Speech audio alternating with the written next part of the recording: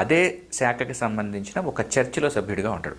అంటే మనం కనుక ఒక హిందువు కనుక నేను దేవాలయానికి వెళ్తున్నాను అంటే ఏ దేవాలయానికైనా వెళ్ళొచ్చు. ఎవరిష్టం వచ్చింది మన ఇంటి దగ్గర ఈ రోజు మనం ఎక్కడ ఉంటే దాని దగ్గరలో ఉన్న దేవాలయానికి వెళ్తాం. లేకపోతే మనకి ఏదైనా కొంతమందికి ఒక దేవాలయం మీద కొంచెం నమ్మకం ఎక్కువ ఉంటే అక్కడికి వెళ్తాం తప్పించి ఏదో ఒక దేవాలయంలో మనకి సభ్యత్వం ఉండడం అట్లేం ఉండదు.